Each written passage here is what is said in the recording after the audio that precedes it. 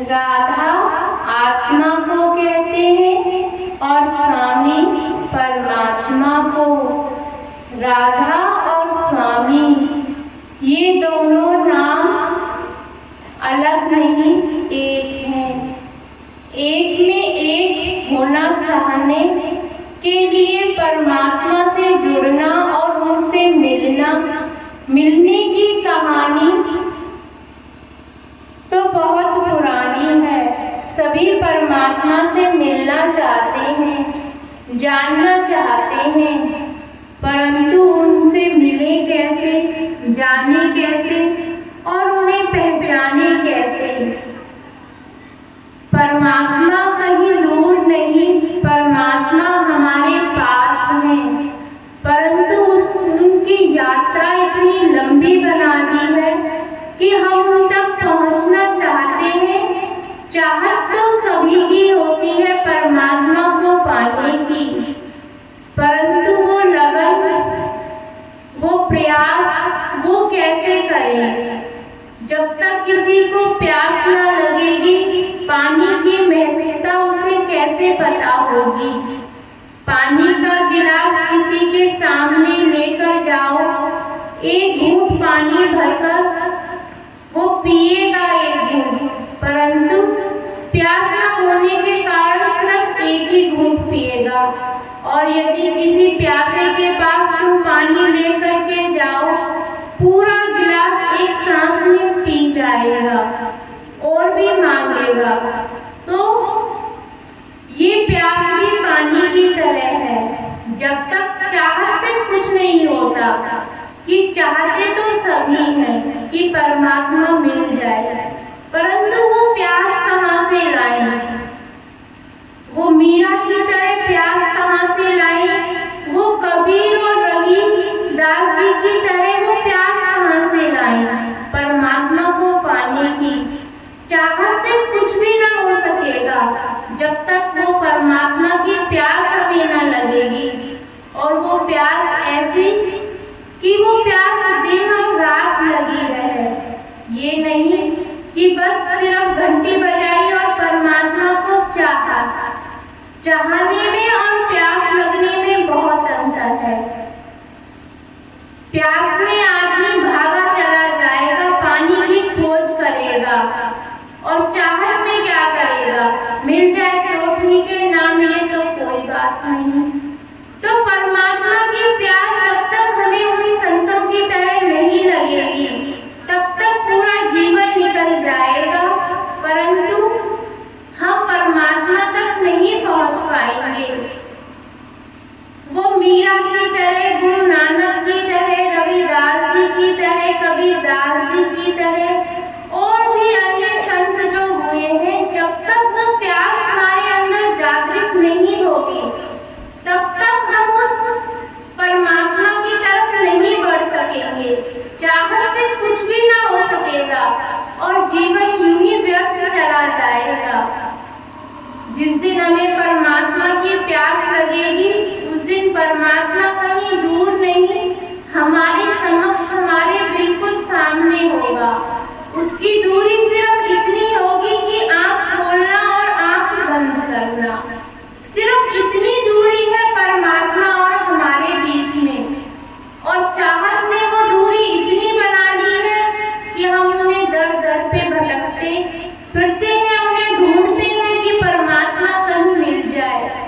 तो वो कहीं परमात्मा कहीं मिल जाए वो क्या है? वो चाहत है जो हम उसे ढूंढते हैं। और जिस दिन भी वो प्यास लगेगी, परमात्मा की प्यास और चाहत में अंतर होता है। जिस दिन वो प्यास लगेगी, उस दिन परमात्मा हमसे दूर नहीं, हमारे बिल्कुल समक्ष, और दूरी मात्र इतनी कि आंखों को खोलना और आंखों को सिर्फ बंद करना, सिर्फ मात्र इतनी दूरी रहेगी।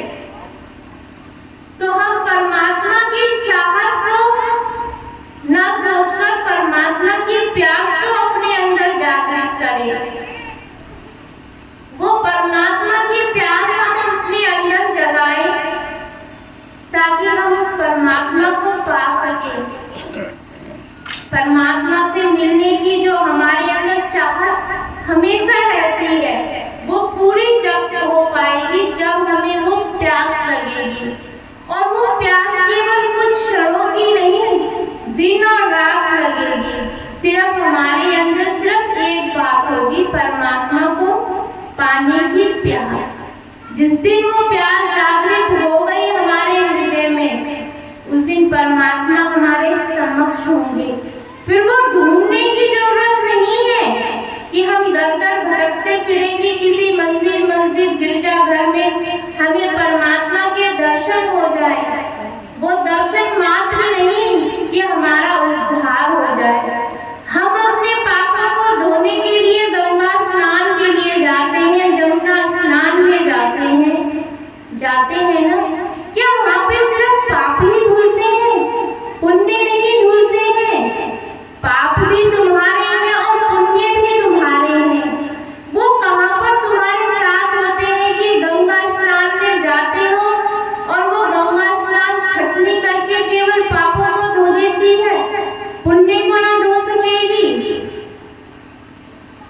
तो गंगा में जाकर के हम उन पापों को धो आते हैं और पुण्य अपने साथ ले आते हैं। धोने की शक्ति उस गंगा में नहीं, तुम्हारे कर्मों में है।